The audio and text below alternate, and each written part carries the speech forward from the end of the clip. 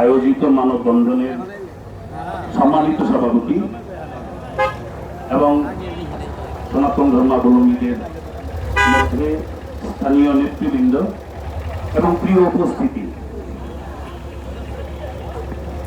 সত্যি দুঃখ ভারাক্রান্ত মনে বলতে হয় যে একসময় জেনেছি শুনেছি বাপদাদার কাছ থেকে যে বাংলাদেশ হচ্ছে সাম্প্রদায়িক সম্প্রীতির উজ্জ্বল নিদর্শন এবং সারা পৃথিবীতে আমরা বাঙালিরা এই কথা বলে গর্ব করতাম, সত্যি অনুভব করে আনন্দ পেতাম।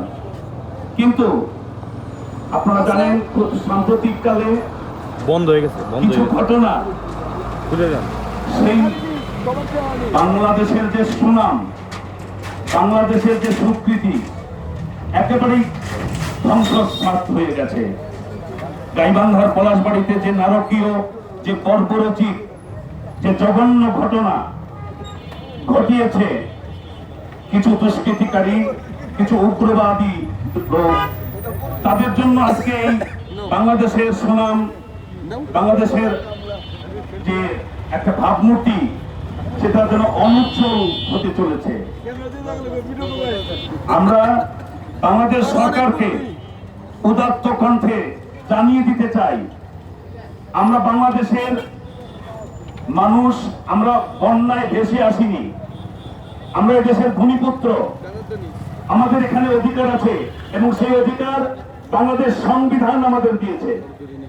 বাংলাদেশ সংবিধান এই দেশের মুসলমান, হিন্দু, খ্রিস্টান, বৌদ্ধ প্রতিটি ধর্মাবলম্বীদের ধর্ম পরিচালনা করার জন্য সংবিধান সেই অনুমতি দিয়েছে।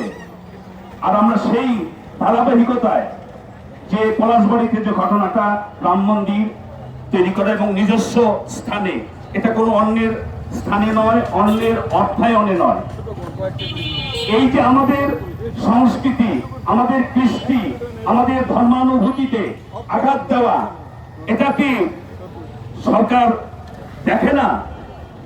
এটা ধর্মানুভূতিতে আঘাত দেওয়া। আমি মনে করি পৃথিবীর কোনো ধর্মই নাই যে ধর্ম অন্য ধর্মকে ছোট করে দেখতে বলা হয়েছে, যে ধর্ম অন্য ধর্মকে হেয় করতে বলা হয়েছে। এবং যারা করেছে তারা মুসলমান নামধারী হতে পারে, কিন্তু আমি ধারণা করি মুসলমান ধর্ম শান্তির ধর্ম, মুসলমান ধর্মে এই কথা বলা নাই। সুতরাং আমি বাংলাদেশ সরকারকে আমি বলে দিতে চাচ্ছি যে এই বাংলাদেশের ধর্মপুত্র আমরা যারা সনাতনী, আমাদের ধর্মকর্মের স্বাধীনতা থেকে যারা একটু হলেও হস্তক্ষেপ করবে তাদেরকে কঠোরভাবে আইনানুগ দৃষ্টিতে তাদেরকে বিচার করা হোক।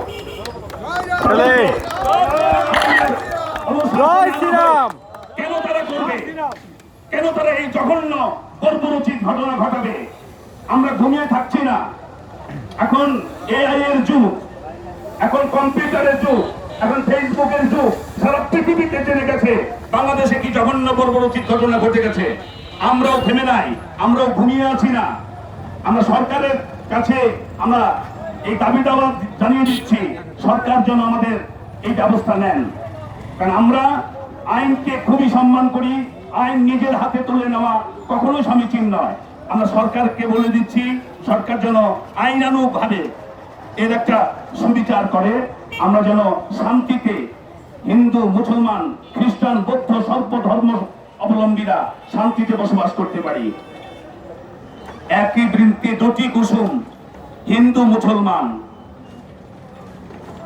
হিন্দু তার, মুসলিম তার নয়নমণি, হিন্দু তার প্রাণ। কবি কাজী নজরুল ইসলাম, বাংলাদেশের জাতীয় কবি, তিনি বলে গেছেন।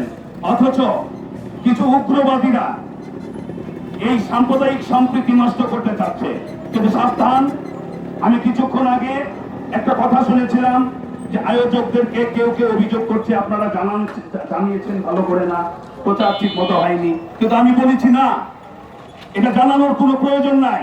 কেউ আজকে বাড়িতে থাকার কথা নয়, কেউ দোকানে থাকার কথা নয়, কেউ আজকে কৃষি ক্ষেত্রে থাকার কথা নয়। আজকে আমাদের অস্তিত্ব নিয়ে টানা হেঁচড়া চলছে। আমরা এই অস্তিত্ব হুমকি কোনো মতেই বরদাস্ত করব না। আমরা সবাই এগিয়ে আসব, আমরা সরকারের কাছে দাবি দেওয়া পেশ করেছি। সরকার আমাদের কিভাবে কি করে সেটা আমরা দেখবো। আর আমি সবাইকে সংগ্রামী শুভেচ্ছা জানিয়ে আজকের মতো এখানেই আমার বক্তব্য শেষ করছি। হরে কৃষ্ণ। জয় শ্রীরাম।